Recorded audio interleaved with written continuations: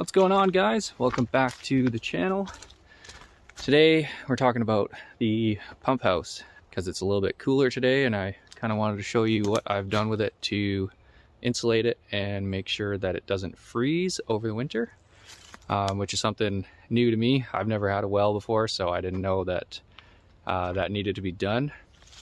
But I did some reading online, and there's some differing opinions, and I'll show you the way that I decided to do this. Again, I don't know if this is the right way, but I'm kind of just winging it, and seems to be working so far. So yeah, I'll show you what we've got going on in there. Actually, before we get in there, this is a good thing to have, a freeze-proof Silcock. Yeah, this is basically like a water spigot that comes from my pressure tank to have water out here, and I guess this is like a freeze-proof thing, and it doesn't spin. The last one was just kind of a copper tube that went in there, and it was kind of stupid. The whole thing spun around. So this is nice and secure, nice and sealed in there. Definitely an upgrade that you should do if you don't already have something like this. But yeah, like I said, temperatures did start to get a little bit colder. Last night I think it was -1 Celsius or so, whatever that is in bald eagles. But this thing did have no insulation whatsoever in it, or very old crappy insulation, and the previous owner said it didn't freeze ever or give her any issues, so it must have been okay. But I've just kind of stepped it up a bit, so maybe I'll show you guys a video, or I'll cut back to a video of what it looked like before, because unfortunately I didn't film any of the insulating because it was kind of a pain in the ass. But yeah, I'll cut to that, and then we'll go back to inside here.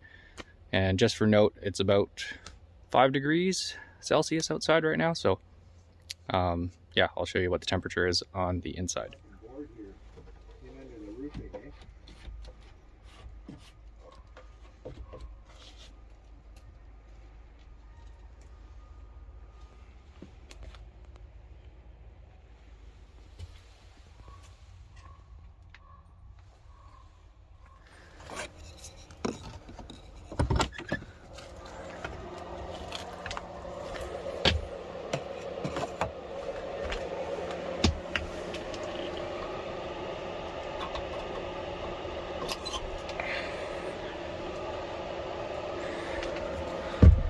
Alright guys, so quick look at the temperature there.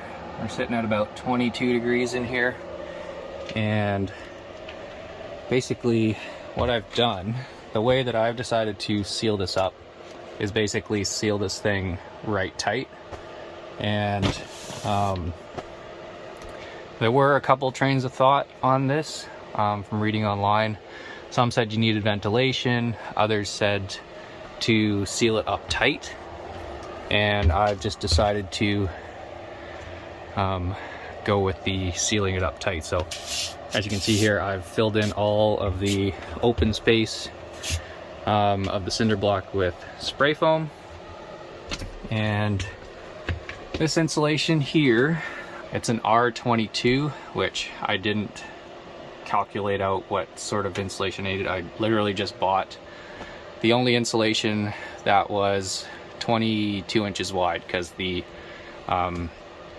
rafters for the roof here are 22 inches wide. So they had R22 insulation, and that's what I went with. So, and so they did have like this light bulb actually gets quite hot, so with that just running, it probably would keep this above freezing, maybe around 5 degrees. But I did purchase this little space heater here, which I wish it's got a thermostat on it, but it only where does it turn off?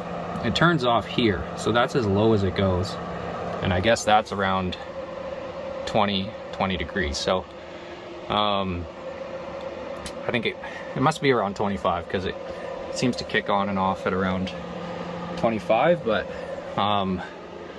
yeah, that's basically what I've done here. And I just sort of rigged up this thing here to keep the insulation back up away from this light, because this thing does get quite hot. So I was a little bit worried about the heat around that, because as you can see, the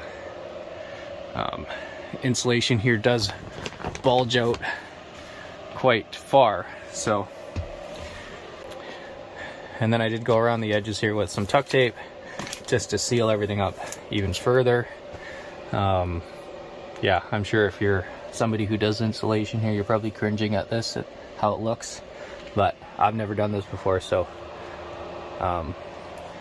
pretty happy with the results. So but we'll see if I did make the right decision here, needing or with not putting in any vents. But so far it's been a few days now and there hasn't been any sort of condensation buildup in here, which I was a little bit worried about.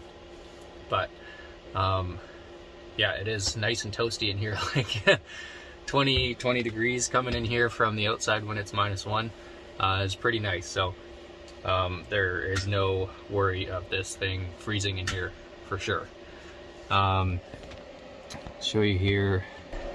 So down here, I don't know if you can see that, but that block there, that's actually the pad that was supposed to be used for the heat pump.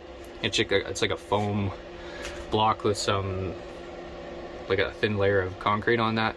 So I just have that down there because that is just dirt.